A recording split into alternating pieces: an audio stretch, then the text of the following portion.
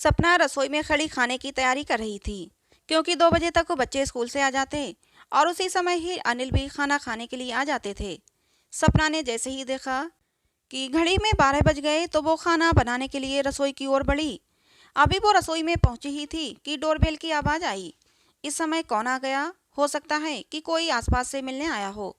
ये सोचते हुए सपना ने दरवाज़ा खोल दिया। दरवाजे पर कोई बड़ा स्मार्ट सा लड़का खड़ा था। आप आप कौन?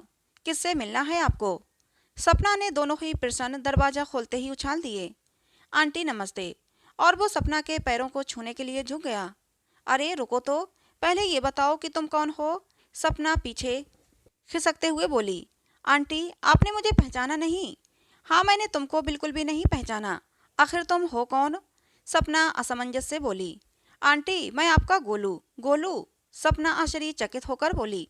हाँ आंटी, मेरी जिंदगी को एक नई दिशा देने वाली आप ही हैं और मैं वही आपका गोलू हूँ। गोलू तुम? और यहाँ कैसे? तुमको मेरा पता कैसे मिला? सपना तो एकदम से बहुत जोरों से चहक उठी, क्योंकि उन दोनों का रिश्ता ही बिल्कुल अनोखा था। उसने गौर से देखा तो सचमुच उसको अपना गोलू ही नजर आया। पर अभी भी वो आश्चर्यचकित थी और वो गोलू को घर के अंदर लेकर आ गई। आंटी, मैं तो आपसे मिलने के लिए सचमुच बहुत व्याकुल था। मैं अभी आपको सब कुछ बताता हूँ। गोलू पैर छूते हुए बोला। अच्छा रुको, पहले मैं तुम्हारे लिए चाय बना लाऊं। तुमको तो चाय बहुत पसंद है ना?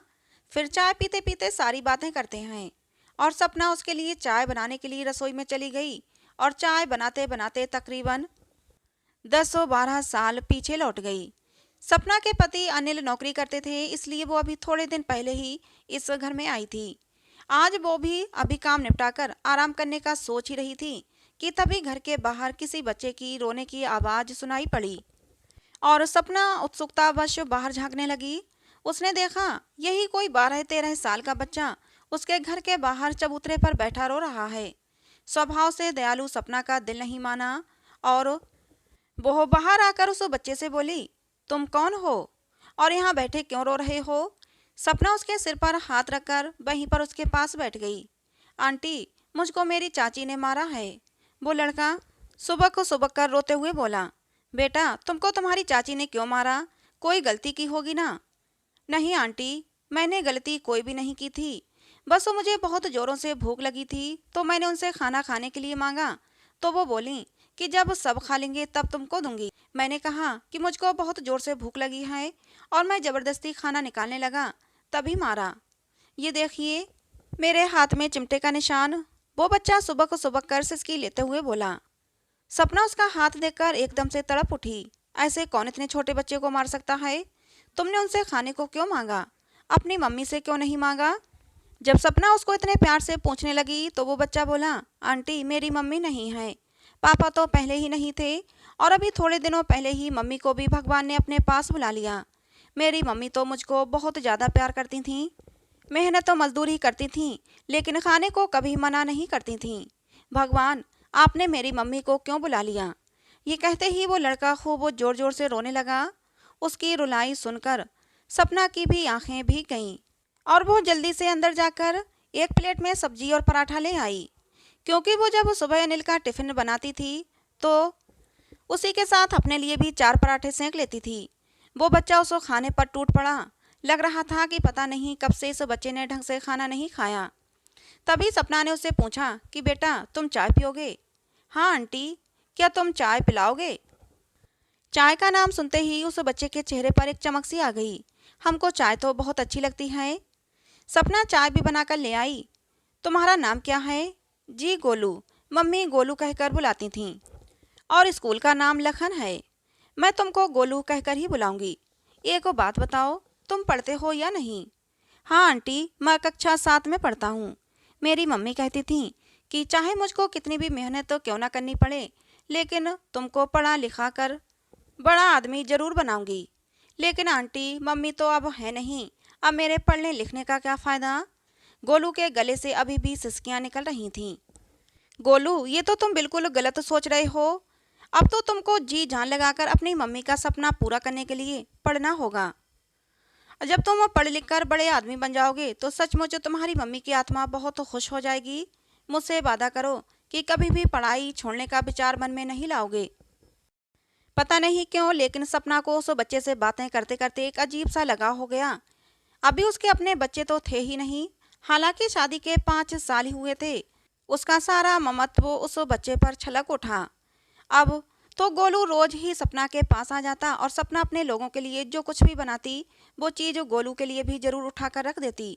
उसको प्रेम भाव से खिलाती पिलाती भी और उसको अपने पास बैठाकर पढ़ाती लिखाती भी। धीरे धीरे 3 साल बीत गए। ईश्वर की कृपा कुछ ऐसी हुई कि सपना की गोद में नन्ही मुन्नी परी आ गई थी और अब गोलू भी हाई स्कूल में पहुंच गया था। अचानक अनिल का ट्रांसफर विदेश में हो गया। सपना तो गोलू के दूर जाने का सुनकर ही घबरा उठी, लेकिन संतुष्टि इस बात की थी कि गोलू समझदार हो गया था, अपना भला बुरा सोच सकता था।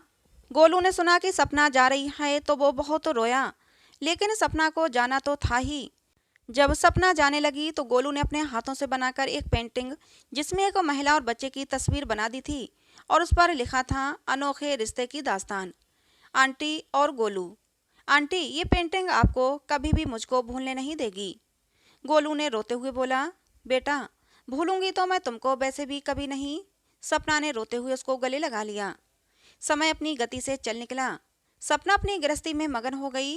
अब तो उसकी गोद में चांद सा बेटा भी आ गया था, लेकिन लेकिन अक्सर वो गोलू की याद में खो जाती। उस समय मोबाइल का चलन नहीं था जो वो लोग एक दूसरे से संपर्क साध पाते। अभी थोड़े दिनों पहले ही वो सपरिवार फिर से भारत वापस अपनी धरती पर आ गई थी और वो जल्दी ही गोलू के बारे में पता करने उस शहर में जाने वाली थी। लेकिन आज अचानक गोलू ऐसे स्मार्ट बनकर उसके सामने हाजिर हो गया था। आंटी, कहाँ हैं आप? अचानक गोलू की आवाज से वह चौंक गई और उसकी तंद्रा भंग हो गई। कुछ नहीं गोलू, आज अचानक बहुत कुछ याद आ गया। सपना आंखों को साड़ी के पल्लू से पोंछते हुए बोली, आंटी, मेरा ये जीवन सिर्फ आपकी देन है। अगर मम्मी के जाने के बाद आपने मुझको इतना ना समझाया होता और इतना अपनापन ना दिया होता तो शायद मैं इस दुनिया में ही नहीं बचता। आपके दूर जाने के बाद मैं जी जान से पढ़ाई में जुट गया और मैंने ट्यूशन पढ़ाते पढ़ाते बीएड भी कर लिया और आज मैं उसी शहर के स्कूल में अध्यापक बनकर आ गया हूँ। गोलू मुस्कुराकर बोला, लेकिन तुमको मेरा पता कैसे मिला?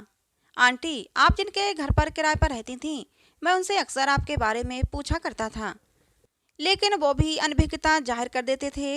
लेकिन अभी जब आप लोग भारत आ गए और अंकल किसी काम से उस शहर में गए थे तो उनके घर भी गए थे, और बस इस बार जब मैं उनके घर गया तो उन्होंने झट से आपका पता बता दिया कि आप लोग यहाँ शिफ्ट हो गए हैं। और मुझको जैसे ही ये पता चला और बस मैं तुरंत चल पड़ा और अब आपके सामने हूँ। गोलू कृतज्ञ भाव से बोला, अरे वाह, मैं भी भारत आने के बाद तुमसे मिलने के इंतजार में थी, लेकिन देखो भगवान ने मेरी प्रार्थना सुन ली, तुमको मेरे पास भेज दिया, क्योंकि उन दोनों के ही मन में एक दूसरे के लिए लगाव बहुत ज्यादा था। और शादी वादी की या नहीं? सपना गोलू का चेहरा ताकते हुए बोली, आंटी, अब मैं जल्दी ही आपकी बहू लाने वाला हूँ और ये शादी आपके आशीर्वाद के बिना अधूरी रहेगी। गोलू थोड़ा सा शर्माते हुए बोला, बेटा हम लोग अपनी बहू का स्वागत करने जरूर आएंगे। सपना गोलू को आशीर्वाद देते हुए बोली और दोनों लोग बैठकर चाय का आनंद लेने लगे। और सपना मन ही मन सोच रही थी कि कितने अद्भुत होते हैं ये रिश्ते, जो खून के रिश्तों से भी बढ़कर होते हैं।